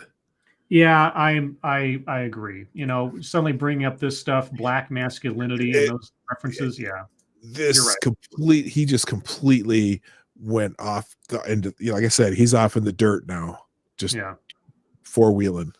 All right. Although the public reaction to Mr. Floyd's death appears to be moving Mr. Kaepernick back towards the top of the hierarchy. Wait, so because of the human sacrifice of George Floyd, thank God Colin Kaepernick is back on the upswing? What? Jesus Christ. Yeah. What the hell, dude?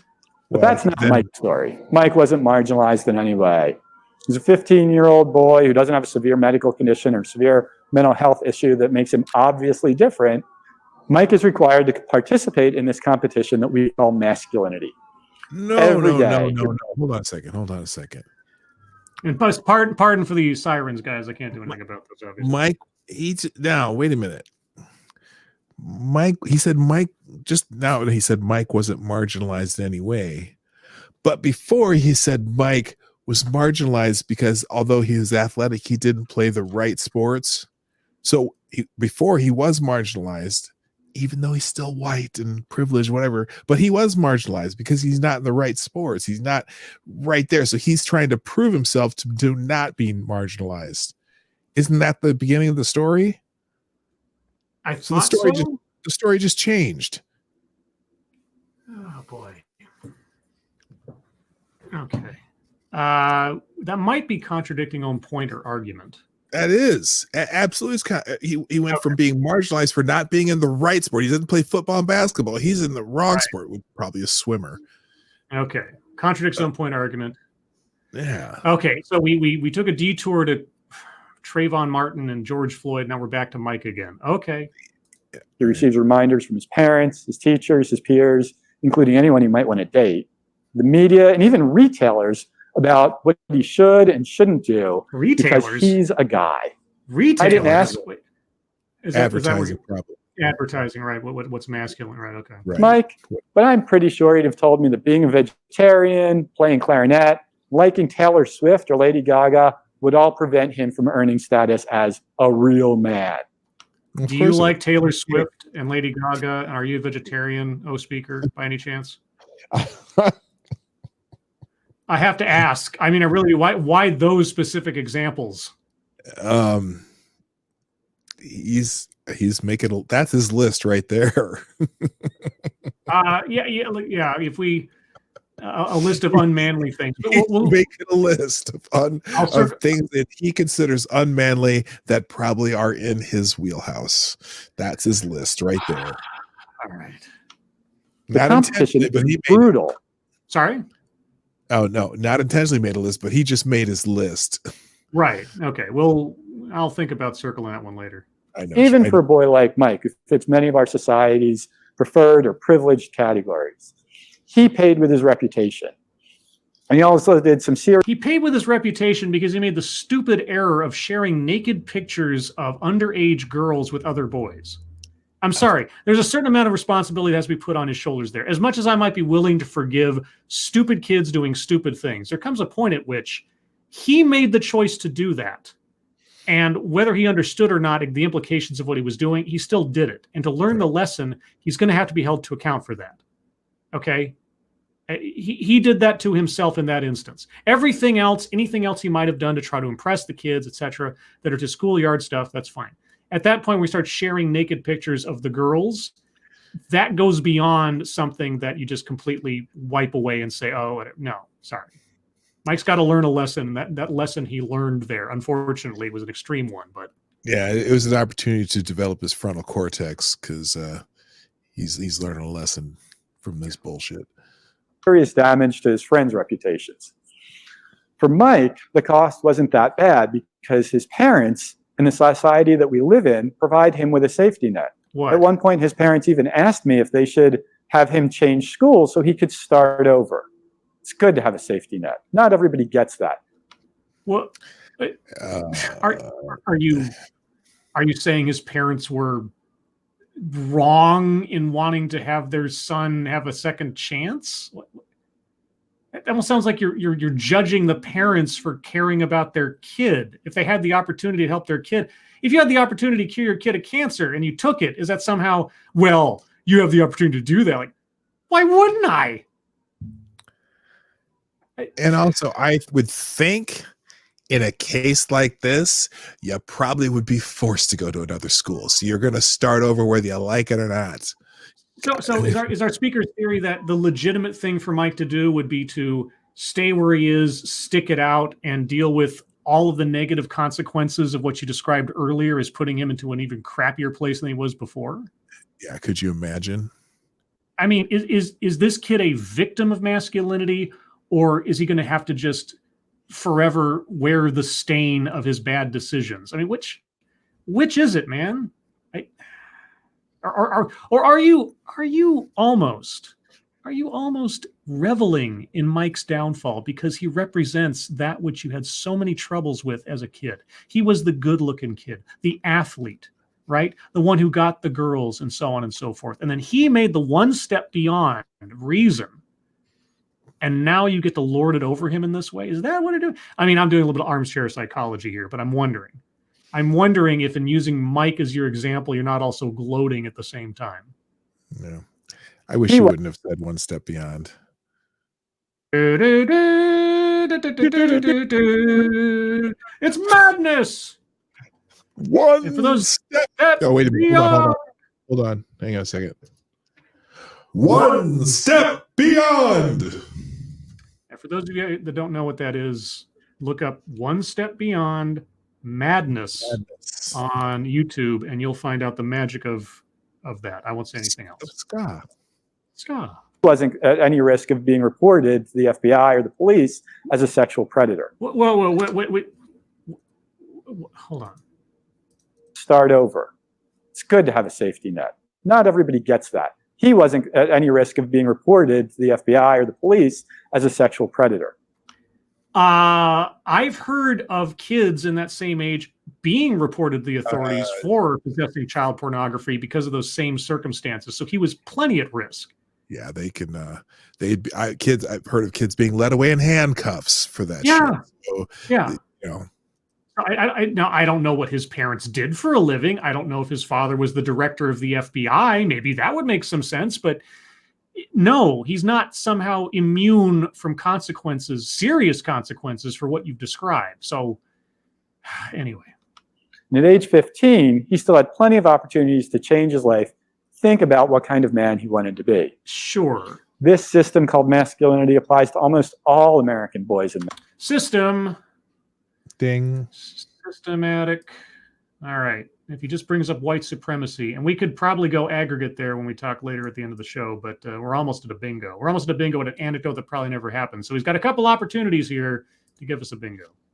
Men, forcing them to first prove that they're man enough to qualify, and then man enough again to be seen as real men. The costs for other guys can be much worse than they were for Mike. We might imagine a 23-year-old unmarried man who lives... What? That picture. Okay, again, for those of you at home, you have a oversized man straddling backwards a small wooden chair with a game controller in his hand that has lightning bolts coming out of it. The guy has ridiculous dreadlocks and a ridiculous look on his face. And this is the visual example of what he's about to talk about, just for reference. You might imagine a 23-year-old unmarried man who lives in his parents' basement. Maybe he's employed, although he doesn't earn enough to live on his own or with roommates. Maybe he's not. Spends all his free time online. 23, he's an adult, but he's definitely not financially independent. So he's not man enough. Maybe he's just down there playing video games and hanging out with his friends online. But maybe he's also a troll who vents his frustrations by targeting any member of a group he thinks might have somehow contributed to his difficulty finding a job that pays him what he thinks he's worth. Maybe, hypothetical, maybe. Really, man? Or maybe he just lives with his parents and he's saving enough money to be able to move out without having to strain himself financially. We could sit here and go hypotheticals all day. I mean, yeah, it's well, I mean, that's the thing. This guy's a therapist of some kind. So I would think that he could come up with, again, anonymous, active examples of kids, boys, men, whatever, that he's encountered in his work that he could say, here's a pattern I'm seeing as a therapist. And I could accept that. I could accept that if you're saying, like, things I've seen as a therapist are these things happening today in 21st century America. And I'd say, okay, they're anecdotal, but you're speaking from your own observations. That's at least a more firmer ground on which to stand. But no, you brought up Mike. Still not sure how legitimate Mike is, but it doesn't sound completely out of the ordinary. And then everything else has been Breakfast Club, Iron Man, Captain America, and maybe. I mean, come on. This is why I get so frustrated with some TEDx talks. It's like, there are the seeds of maybe an effective talk there, even if it's not convincing. And then you just go off into la la land, and it might as well be me up there just spouting off nonsense because it's just as relevant. Okay, tell me some more maybes about the guy who lives in his basement and is obviously an internet troll. We might also imagine a 45-year-old married father who's always been something of an average Joe or a family man. What happens to a guy like him when the factory that he works at closes, or the store he manages closes, or otherwise he loses his job? There's no other way for him to make a living wage. Does he see himself as no longer man enough because he can't provide for his family? Well, that's been a struggle with men forever. And that's an internal struggle that I've seen in my own father. Like, his, and not necessarily masculinity, but just sort of a sense of responsibility, his sense of obligation. Has nothing to do with what's between his legs so much as he's the adult. He'd been taking care of most everything on his own for so long. And then all of a sudden, through forces beyond his control, he couldn't. I mean, that hits at your ego, whether you're male or female.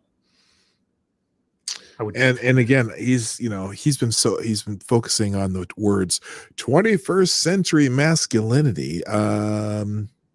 This is throughout time. Yeah, and then he showed a picture of like guys lined up, like, I don't know, during the Great Depression or something. Right. This is not a new idea. This is not a new problem or a new aspect to adulthood, let alone masculinity. But all right. And is he worried that's how his family sees him? Perhaps we should ask if those opiates that he started taking are about physical pain. What? Or if they're really about the psychological pain of failing to be man enough. But what? Boy, you're painting a really crazy story. You're thinking of all the possible negative things that could be taking place right now. And you're talking about a hypothetical. You're not even talking about real examples. I'm sure there are real people out there who have all those attributes. I'm sure, actually. I know there are. But you're just saying maybe we could imagine. Yeah, we could imagine quite a bit, as Han Solo said. I can imagine anything. What does this got to do with anything? And what is the goal? What is the point? Where are we going with this? What is the solution to the problem you're outlining? Or what is the end point of what does it mean to be man enough? To whom and or for what? You're just complaining at this point. Nothing. Just complaint. Masculinity is bad. Masculinity is bad. Masculinity is bad. Okay. Is he ever going to come up with an alternative? Right. What's the alternative to this guy, this poor, pathetic soul, this guy who's every turn just is rotten for him? Well, does it matter if you're masculine or not? I mean, it doesn't matter. You just have a shitty life, What's the alternative? You have a shitty life, you make shitty decisions of your own volition. Is there some form of non-masculinity that's going to make a difference to you? Or your one stupid mistake when you were 15, is it gonna? It means you're gonna be a meth head in a trailer in Scotts Bluff, Nebraska, or something. All right. Let's see. And what if we imagine a guy with a marginalized masculinity? Good God! Someone who's never been able to prove that he's man enough. Like, are we now coming to the imagination of you? Alone a real man. That might be about race or ethnicity, but it might also be about being atypical in some other important way. Or maybe it's just about family income. If we imagine a boy from a low income or poor family, then we're probably imagining he's attending an impoverished school that won't get him very far on the educational system. If that boy lives in a big city, there's a good chance the neighborhood also features a high crime rate and a higher than average rate of Black and brown families. But if we imagine that boy is poor and rural. What? Well, you are just rattling off imagination station here. This is just lack of hope porn. Yeah. This is misery loves company. Everything's terrible and forever will it be. I mean, okay. Rural America, then we're probably imagining a white boy. We might call him a redneck. Your own perspective will determine if that term is positive or negative. Is there a positive connotation to redneck ultimately, even if said in jest? Only if you're Martina McBride. Okay. Thank you, John Miller. Did the speaker just call male BLM members soy boys? No. Getting close. I don't know where this guy is going. We might imagine this. Yeah, we might imagine a lot. Are we going to get to something substantive? Irate Bear, anything? But those rural areas have very few programs that might help a guy overcome the negative effects of poverty, leaving him with a strong sense that people need to pick themselves up by their bootstraps. Most people have that feeling because ultimately you're responsible most of the time for your own fortune, happiness, and so on. I mean, your mileage may vary depending on circumstance, but at the end of the day, you're the most responsible for your situation, bootstraps or otherwise. Hate to tell you this. It's true. And look where you brought yourself to a TEDx stage complaining about how insecure you feel. All right. Whatever race or ethnicity he is, whatever his family's economic status, wherever he comes from, when our culture forces him to stay on the margins instead of being part of the mainstream, we limit his ability to earn a decent wage and thus fulfill one of the basic requirements of masculinity, providing for himself and any family. Go ahead. How does our culture force him to do that? Force him how? There's always options in our culture. Even if you're stuck in that small town in Tennessee, there's always going to be some sort of option to make something better about your life if you are focused on making something better about your life. Okay, I'm going to circle benevolent condescension because at this point he's saying everybody's a victim and they can't control their own destiny and so on and so forth. Yeah, okay. This guy's something. We still got like 6 minutes left thereabouts, and I got sirens again. This is the thing about living near a fire department and a highway patrol office. It never really stops being exciting around here. All right. Family might have. Without that, he and we will probably never see him as man enough, and certainly not as a real man. What do you mean we, white man? You don't speak for me. You don't speak for anybody but yourself at this point. You have not positioned yourself or given yourself any credibility to say that you're speaking for anyone other than your own personal insecurities and long-lived childhood traumas. Really, if I watched this and then had to choose a therapist to send a family member or loved one of mine, this guy would not be on the list at all. He's Debbie Downer, man. Well, not only that, but I couldn't be assured that anything he's either saying or giving advice to anyone isn't just based on his own personal, insane asylum going on in his head. It's just, this is a bad advertisement for your practice, dude. So maybe that boy turns to sex and becomes a player in order to find some claim to being man enough. And you're jealous of that, Wait a minute. Wait, let's back up. What boy was that again? Of all the hypothetical boys, which one was this again? Let's try that again. You are not talking about yourself at this point. There's no way. Okay, let's back up a little bit. I'm going to get the context one more time. Basic requirements of masculinity, providing for himself and any family he might have. Without that, he and we will probably never see him as man enough, and certainly not as a real man. So maybe that boy turns to sex and becomes a player in order to find some claim to being man enough. But without getting access to birth control. Stop. Wait a minute. The man that he's been describing for the last 3 or 4 minutes, everything's going wrong, right? Everything's bad. Everything's terrible. He's, no way to get out of it. How does that guy become a player? Well, I mean, if your standards are low enough.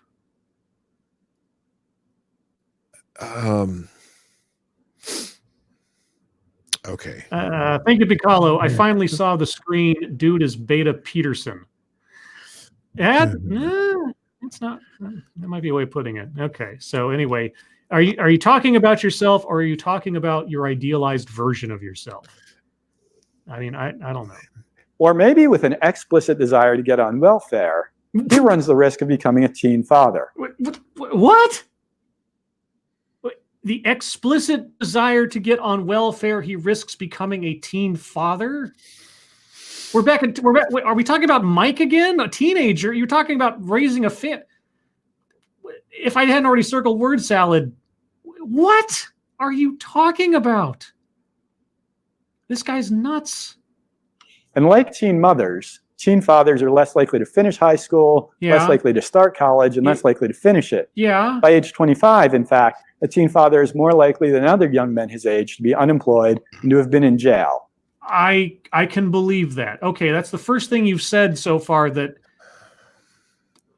generally speaking, does not sound out of bounds. Okay, great. And this has what to do with what? You just mentioned teen mothers in the same space as teen fathers, so it's not gendered, is it? What? My God. Maybe he turns to crime because that'll provide some type of income. Maybe. Allowing him to claim he's man enough because he's got money. Or maybe he accidentally spills liquid rubber on a waffle iron and invents the fucking sneaker. I don't know. Maybe a lot of things. Well, why does it always have to go to the worst possible eventuality, dude? You are such a sad sack. You are a rain cloud on everybody's parade. Dude. I'm telling you, Rachel Dratch should be doing this TED Talk. He's Debbie Downer. That's risky, and he could end up in jail. Oh, yeah, I guess he could. Dead. Yeah, could. Maybe he just gives up. He turns to drugs to dull the pain of failing to be a man. Oh, yeah, maybe he does. Or maybe he commits suicide. Maybe he does. The second most frequent cause of death among males maybe. aged 50, What other maybes can we go 24. to? Male adults in the U.S. take their lives at 2.5 times the rate higher than women. Oh. Perhaps this is part of the reason why. But it doesn't. What? The 17,000 maybes you just listed off? Well, maybe. Oh, kill yourself. What? What? By listening to your TED Talk and really realizing you have no hope in life whatsoever? My Lord. It doesn't need to be this way. Is it this way? You just said maybe. Well, okay, all right. It doesn't need to be this way. All right, we have 4 minutes left. What is the solution? I am dying to know right now because I'm getting ready to slit my own wrists. What is the solution to this, dude? I mean, everything's terrible. Everything about who I am, not who I am, what I am, just simply what I am makes me terrible and headlong into suicide. What do I need to do to solve this? Tell me, please. Today's expectations are relatively new. Having coalesced. No, nothing of what you've mentioned is new. No, nothing. Not at all. Nothing of what you have mentioned is new. What the hell are you talking about? I was a teen in the late 70s and early 80s. It wasn't new then. You were a teen in the 90s. It was there then. I know that my kids are teens now. It's there then. I know in my parents' time there was the same thing then. None of this is new. You brought up, okay, just for reference, guys, as examples of stereotypical masculinity, he brought up a character from the 1980s, and he brought up 2 comic book characters that were created in the fucking 30s and 40s. What? Thank you, Mr. Tickle Trunk. A lot of this is very old thinking. No, it's not necessarily old thinking. He's talking about commonalities in general, and I'm not giving credit to his analysis of it, but to keep framing this as though he's talking about anything that is innovative or new or a perspective that is somehow different from thousands of years of recorded history of male behavior is nonsense. If he left out the whole, this is 21st century problems, we'd have, I mean, he'd still be sounding ridiculous, but he wouldn't be sounding as ridiculous. But now trying to say it that this is all new stuff. No, it's not. No, nothing that you described Mike doing, again, aside from the window dressing of social media, instantaneous photographs and so on, none of that reflects anything new about male or just teenage behavior and looking for belonging, impressing, taking risks, etc. None of that. Okay, all right. In the 1980s. Sorry, I'm going to back up just a couple seconds to get what he said there because I was just. The second most frequent cause of death among males aged 15 to 24. Yeah. Male adults in the U.S. take their lives at 2.5 times the rate higher than women. Perhaps this is part of the reason why. Yeah. But it doesn't need to be this way. Today's expectations are relatively new, having coalesced in the 1980s. That's when the term real man became part of mainstream culture. Yeah, because the 1970s, 60s, and so on versions of masculinity, while, again, the window dressing might have been different, were no different. They're just different versions on the same theme. But anyway, Real Men Don't Eat Quiche. He's putting up a graphic again of book titles. Real Men Don't Eat Quiche and The Dangerous Book for Boys. Haven't said toxic masculinity. I'm amazed he hasn't used that phrase yet, honestly. I am amazed. It's coming. But in the 1950s, what? we had a very different set of expectations for. Did we? Okay, tell me. This boys is and interesting. men. Back then, we encouraged and expected them to be good guys. Yeah, that doesn't happen today. Just so you know, everyone, just so you know, no one encourages boys to be good people anymore. Just so you know. I mean, P-Dog raising his own kids. You have a son, don't you? I do. Yeah, you didn't encourage him to be a good person, did you? No. No. You're a modern father. You were a 21st century father. He's a complete Biff. Oh, wait. Biff was a character from the 50s.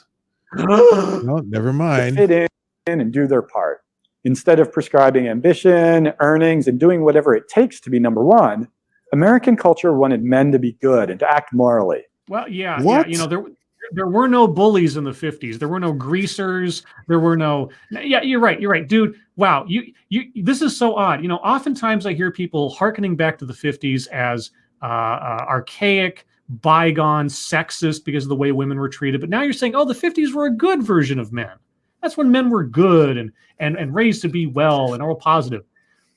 I bet you had a role model. I bet your father was a product of the 50s. I bet your dad was a good guy. Honestly, I'm not being facetious. I honestly think this guy's dad was a good guy, and he idolizes his father, but he also hates himself for not living up to his father's image.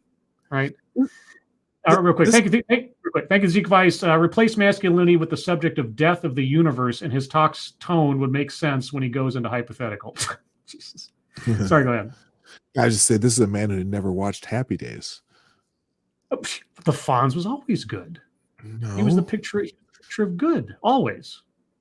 He wasn't like a watered down bully guy, you know, risk taker and womanizer. And oh wait, never mind. Oh wait, the switch. Did Fonz actually have a switchblade or just have that comb that was the switchblade? I think it just had the comb. Yeah, just the comb. We wanted them to be honest, respectful, and decent. That never happens today. You're correct. Boy, you got me there.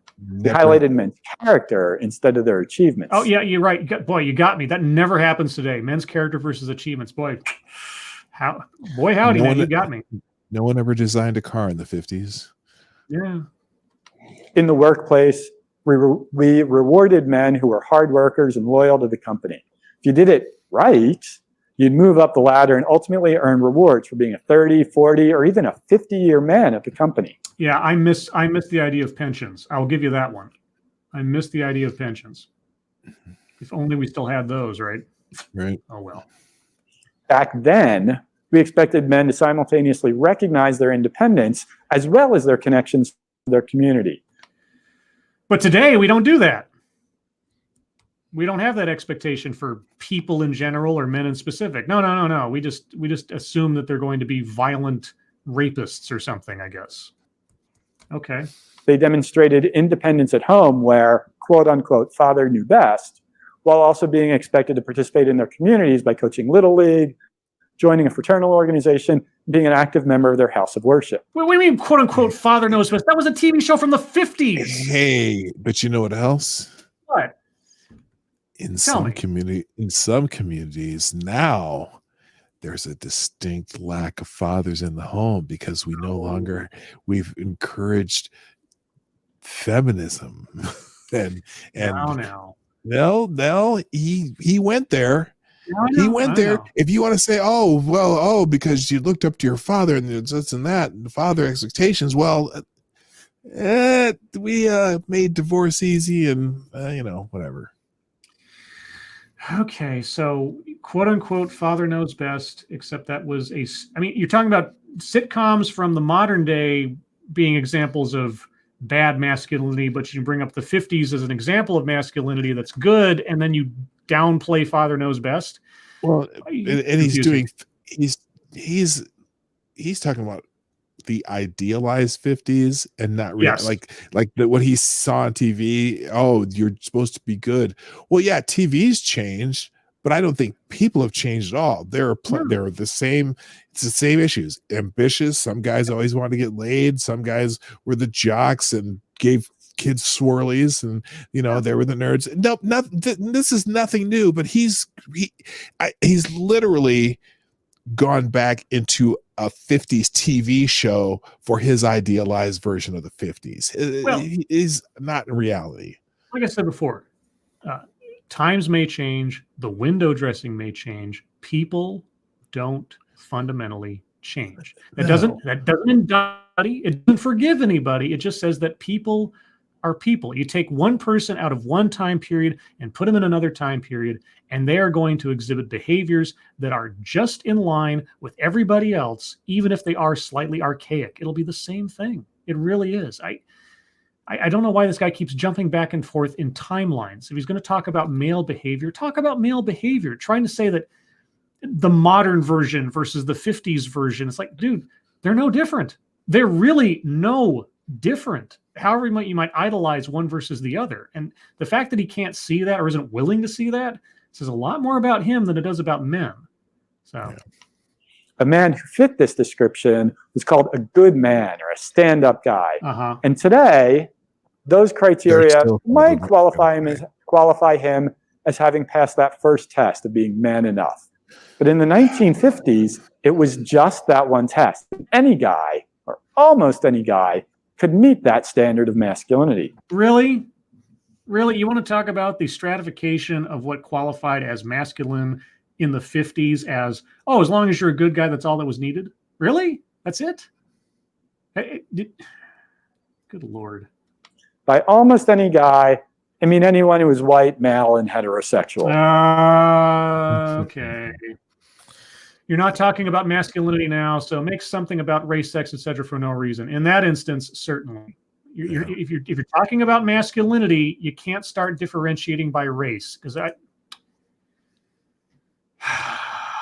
like I said, window dressing might change. People don't. All right. White men in the 1950s could be good while also being sexist, racist, and homophobic because the culture allowed it. But I thought the 50s were like the ideal version of, could you be a good man in the 50s and be homophobic?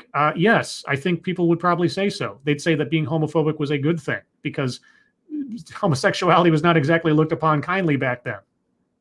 So would you still classify somebody back then who had those things as a bad guy, even if everybody else then said good? Well, unless you're Joe Biden's dad. Oh. The times have changed. Yeah. Here in Americans. Sorry. Okay. You know the Joe Biden story. I've heard Joe Biden give us many stories. Which one are you talking about?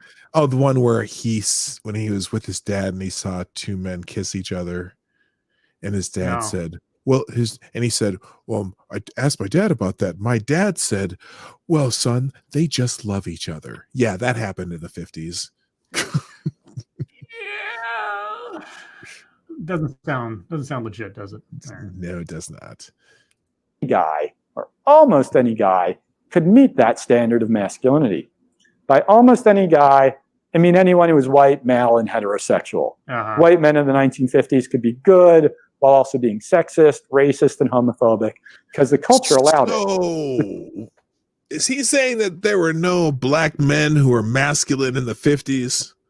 I don't know what he's saying at this point because so far he stole the virtues of being a good man in the 50s as something that is we need to go back to, and yet he just said you could be a good man in the 50s while also being racist and homophobic. So I'm not quite sure what he's trying to sell us on here. Okay, because he said something about reaching that level of masculinity, but you could still be only if you're white, male, heterosexual. I'm pretty sure Floyd Patterson was considered masculine in the 50s. Well, I mean, come on, not really. Obviously not. And Sidney Poitier was considered masculine in the 50s, and Cab Calloway was considered masculine in the 50s. There are plenty of masculine Anyway, all right, never mind. You think Jackie Robinson was considered masculine? Jackie Robinson was considered masculine in the 50s.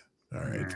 The times have changed. Yes. And here in America in 2020, we can update our expectations of being a good man to reflect those changes. Yeah, cultural attitudes towards race and homosexuality have certainly changed. You're right. Yes. You're right. That is true. You have said a right thing. Yes, we have advanced. And then consequently, men have also evolved to a better place than they were in the 50s. Or would you not agree with that? Oh, Mr. 21st century is bad. The 1950s is good. Those good guys were capable of change. When confronted with the problems of inequality by the civil rights movement, the women's rights movement, and later the gay rights movement, many of those good men and their kids, who were also good men, lived up to their values. You are talking about your dad. Your dad sounds like a very nice guy and sounds like he raised somebody who's very sensitive. I hate to tell you this. My grandfather still had a lot of the beliefs from the 1950s, and he grew up in the 1950s. He changed not much. My grandmother hasn't changed at all. She's still mad at FDR for the New Deal. Okay. Some people evolve with the times. Some people don't. What are you talking about? Like all men from the 1950s evolved into the good, like more cosmopolitan notions of today. Like, what? Okay. And I think Somnable Nation makes a point. He's saying that straight white males were considered real men by default. Back in the 50s? Yeah. Sure. Yeah. Sure. And I wouldn't disagree with that. Culturally speaking, probably so. Yeah, I'm getting ready to circle white supremacy here because he's been talking about that quite a bit. Yeah, he has. But I'll give it till we only got a couple minutes left. Recognize the justice in those movements. Some gave money, some joined protests. Some gave their lives. It all depends on what we're talking about. And some opened doors to power that had previously been closed. Uh-huh. Mike and I spent a lot of time talking about masculinity and its rules. What rules are those again? Instead of striving to be a real man or even dangerous. A real man or dangerous? Are those synonymous? I don't know. But he focused on being a good guy. He still by trading around nude pictures of his female classmates. Wow. Okay. He wanted to be liked and popular, and he realized there were other ways to achieve those goals without by taking advantage of girls in his class and somehow luckily avoiding criminal charges. All right. Not hurting anyone else in the process or being seen as a jerk. Except he did because he was, and you just. What are you talking about? Mike also realized he could play to strengths that he devalued, such as being loyal and being compassionate, the traits that had gotten him those female friends in the beginning. Well, the female friends that he betrayed by showing off their nude pictures. You are giving a very, very confused image of who this Mike person is or thinks he is at this point. Okay. He decided he didn't have to try to fit into some kind of box. Yeah, he did. The man box, if you will. The man box, sorry.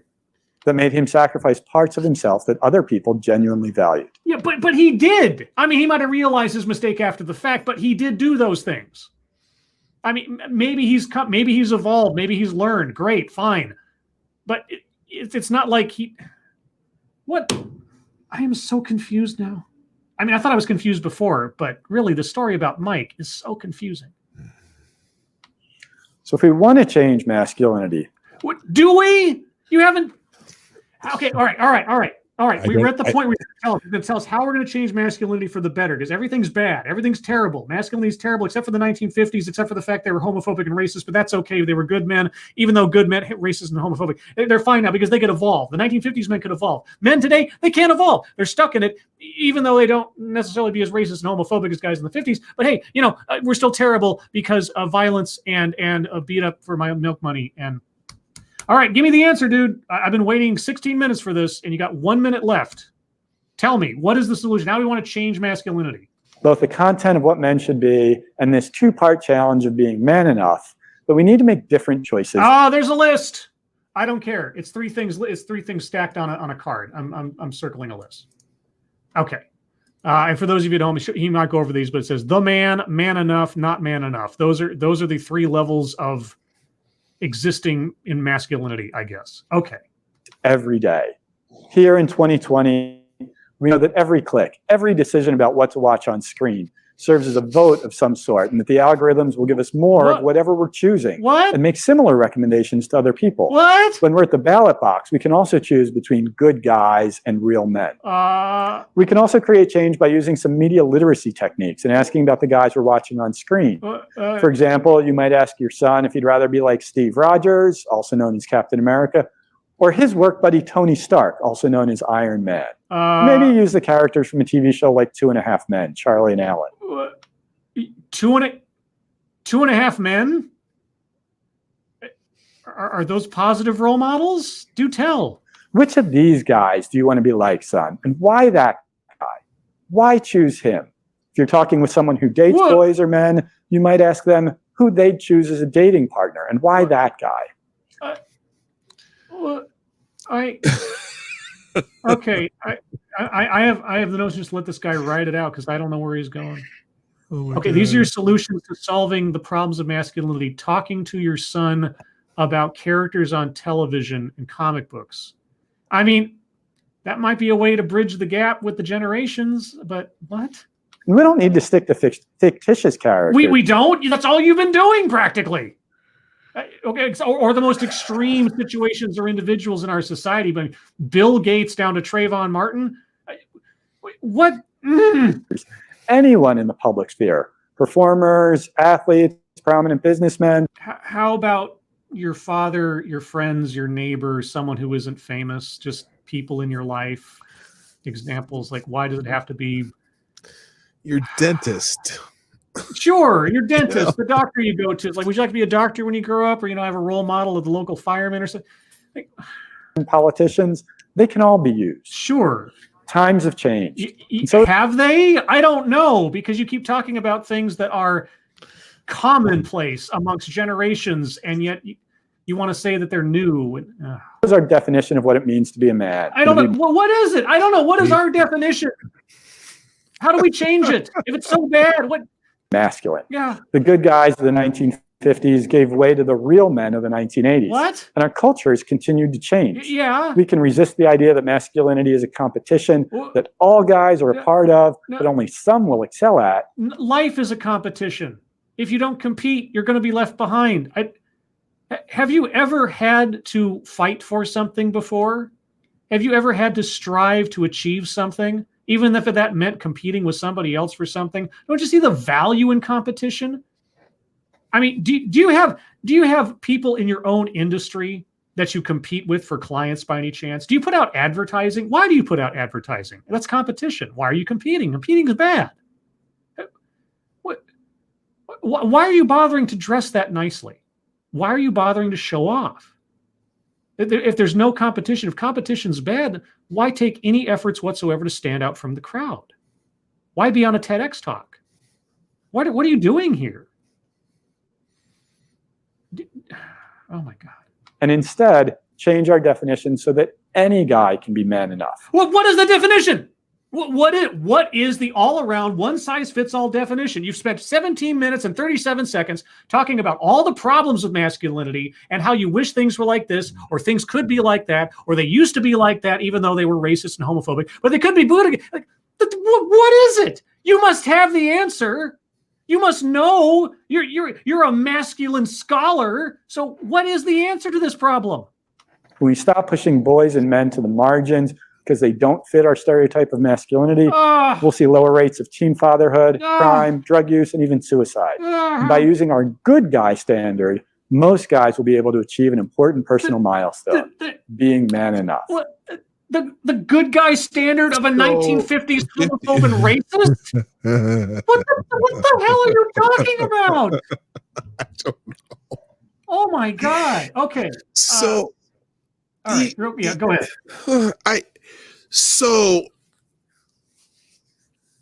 he wants us all to be Wally Cleaver. I accept that Wally Cleaver was a racist and a homophobe, at least by temporal stereotype. Okay, so I don't know where to go. Okay, well, we'll go where the easiest is, and that is to the bingo card. Okay, guys, let me save this. Let me bring up the bingo card because we've been gone long on this one. It was a long talk. We had a lot to say. So here's where I'm at on the bingo card. All right, let's go over the ones we haven't circled so far. Our anecdote that probably never happened. Aside from Mike, and while there's a lot of confusion there, I don't have enough to say it never happened. Every other example he brought up was a complete hypothetical, so you can't call that an anecdote to verify. And every other anecdote was, George Floyd or Trayvon Martin. And while his use of them might have been wonky, those things actually happened. So can't circle that one as far as I can tell. Takes credit for something done, experienced by others in their demographic. He talked in such vague terms. And he never gave himself any credit for anything. Yeah, no, as I say, he didn't take credit for anything. Yeah. White supremacy by default, by aggregate, yes. He talked about the supremacy or the over everyone else notion of white males and so on and so forth. So guess what, guys? It was a slog to get there, but we have our first. Ooh, that's a bingo. Right? Yeah! All right, so there we go. Our first bingo. Maybe our only bingo. Let's continue. So. Equity. No, he never brought up equity. Wage gap.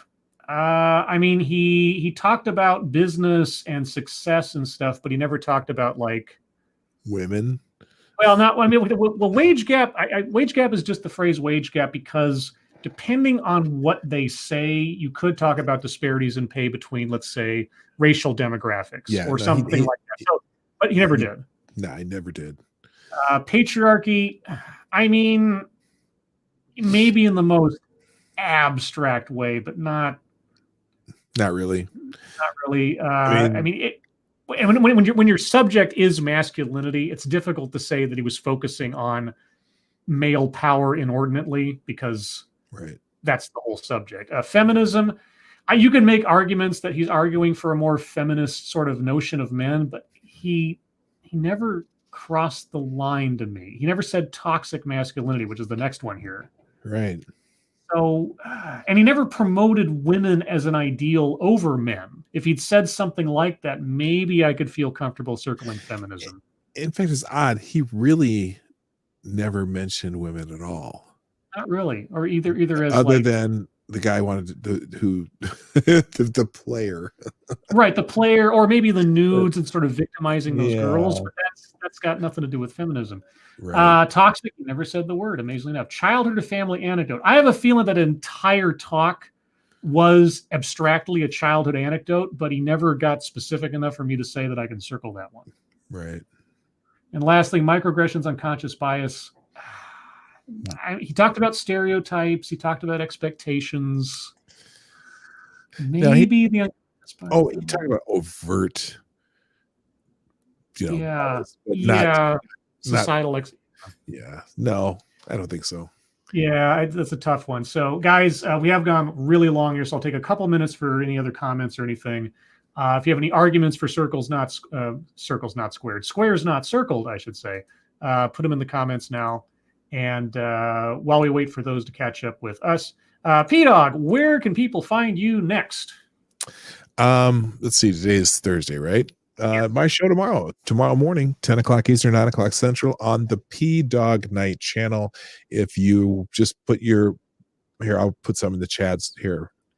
Here I am. And there you go. Links in the description to his channel, guys, if you don't already have it. Oh, that's right. It's in the description. But if you haven't subscribed, subscribe. Yeah, either way. You'll figure it out. And link to it, and his Twitter address is in the description as well, and on screen if you want to see it, so you can follow him on there. It's when he gets follow him on Twitter, and you can get all the updates on his channel and shows. Excuse me, and events.